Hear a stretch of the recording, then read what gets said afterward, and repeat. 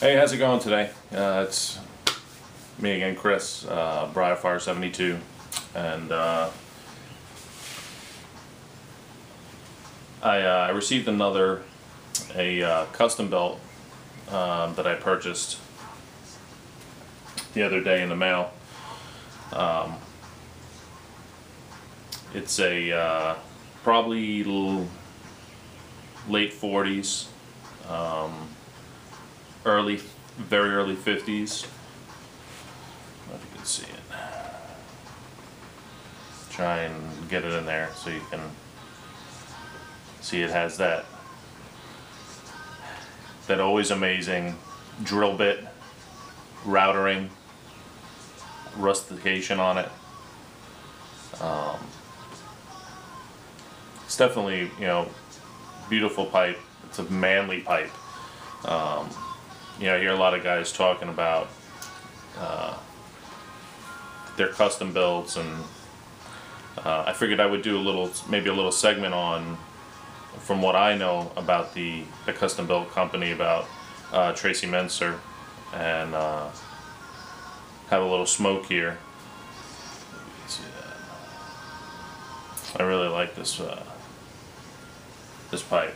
Again, I usually like oversized pipes, but these custom belts really smoke good, and there's a lot of history behind them. And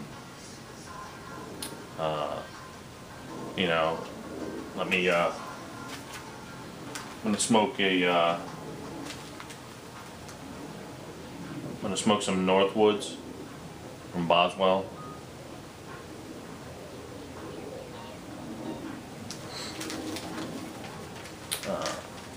After smoking both Countryside by them and Northwoods, going back and forth now for a while, the Northwoods has more Latakia in it than the Countryside. Countryside's a little more. It's been referred to as Countryside has been referred to more as the Northwoods Light. I don't think it's a lighter version. I think it's just it really is different. It's a different mixture, obviously. Similar, but it has its own goodness, its own good qualities.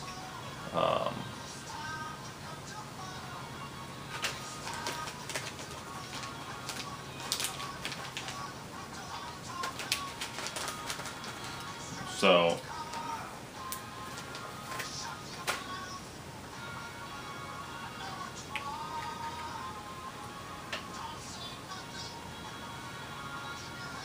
this will be the first smoke I have in this actual custom built that I have.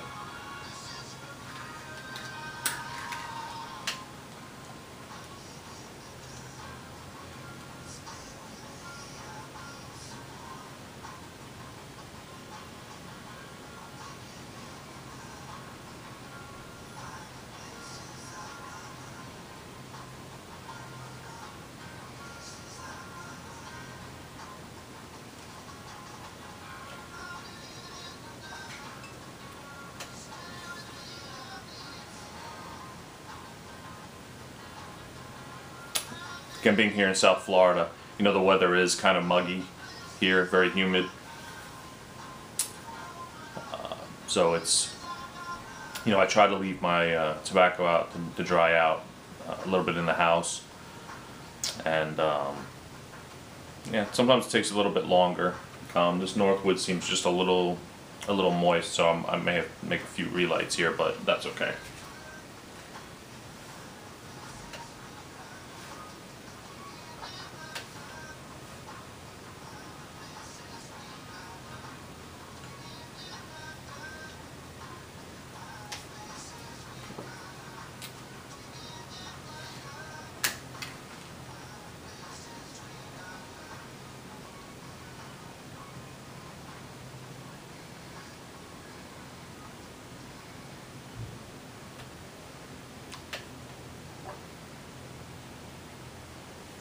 Usually once this gets going, it's good though.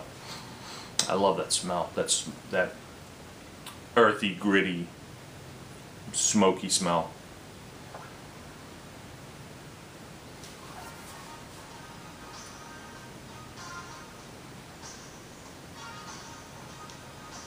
So let's talk a little bit about the Custombilt company.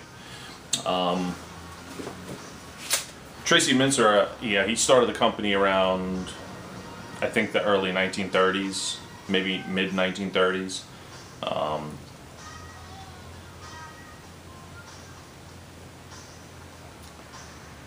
I know from articles and things that I've read, you know, that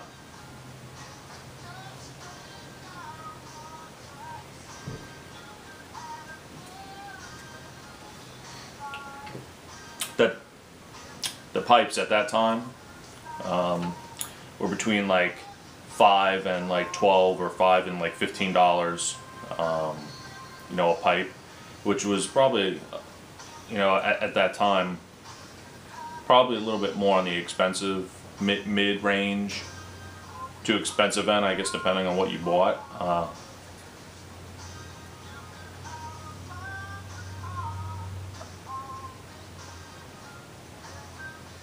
But, you know, he does this unmistakable rustication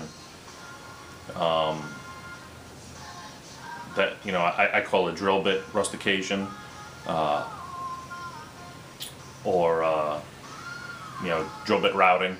I wouldn't know. I don't know what he actually used to do this, but, you know, when you see a pipe that has this type of rustication, 9 times out of 10 you know that it's a custom built. You know, you know the pipe.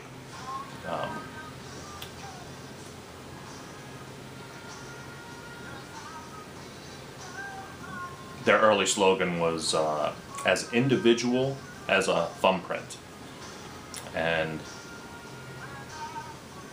I think that's, you know, that's kind of cool.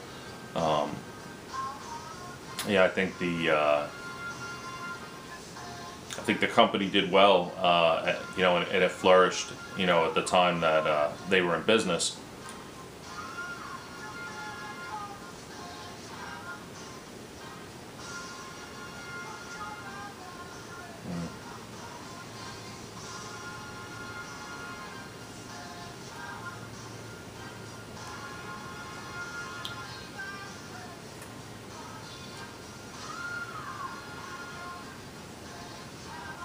This is a great smoking pipe.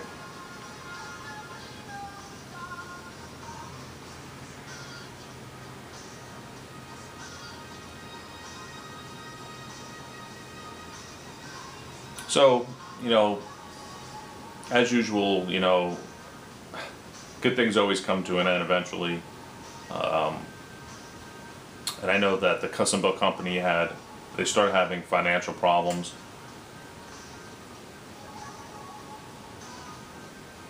I think the early 1950s, and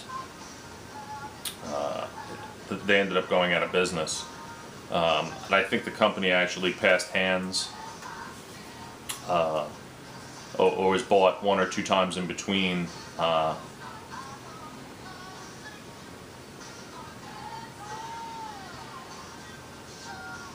Until the 1970s, which most people who are into custom builds, and they know that, you know, Wally Frank, he bought the company, or he purchased the rights to the name of Custombilt.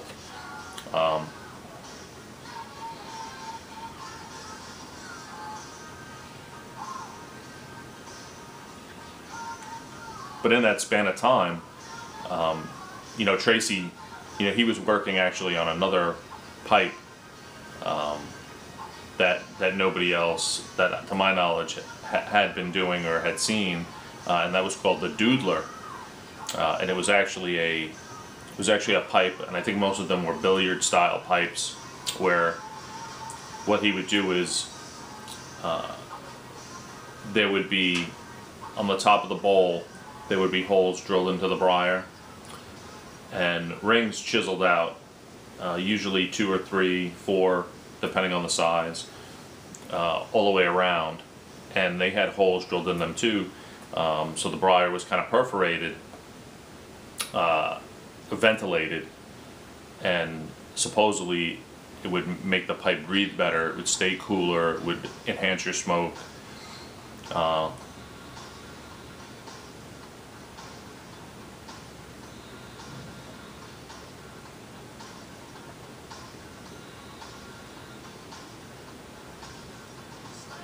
Which I think, was a good idea. I mean, you had a lot of people trying new things, and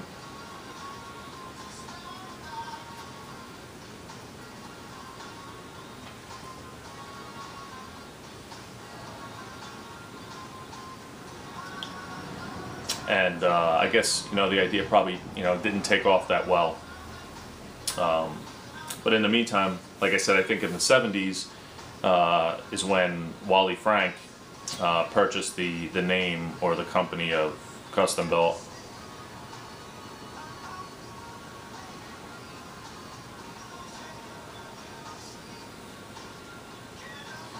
And he started producing his version of the Custombilt. I don't think the design really changed that much from the original.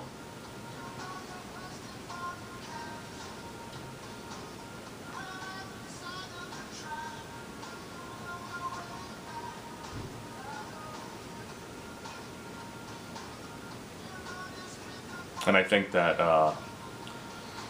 if I'm not mistaken, somewhere along the line, after Wally Frank owned the company, I think it was bought by the Butts Choking Company, I'm not sure.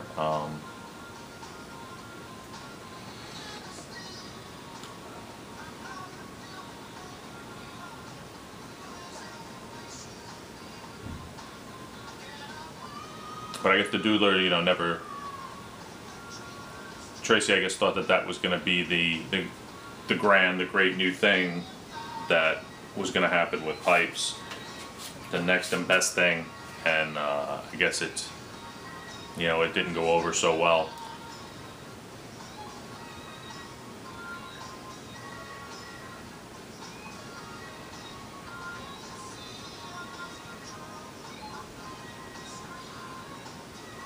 But nonetheless, he brought us.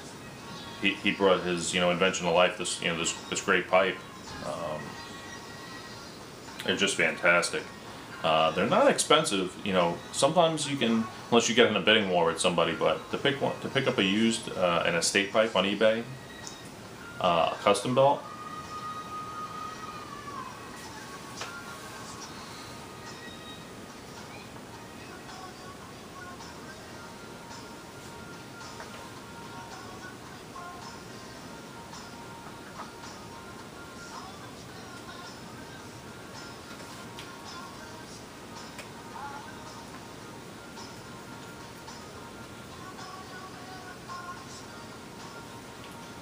I know I was talking the other day about about living here in South Florida and how most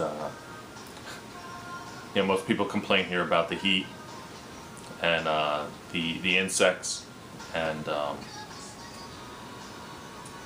over the last few days, I know in my last videos I had mentioned that, and the fact that my wife thinks that we're living in a prehistoric state here, and I wanted to show you something.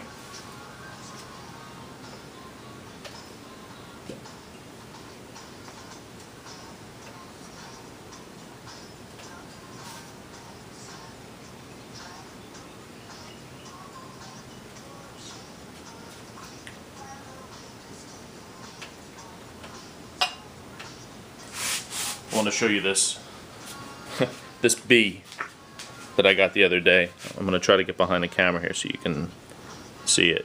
See how big this thing is. You can see it in my hand.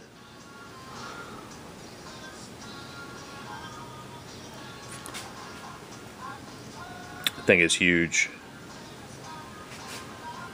And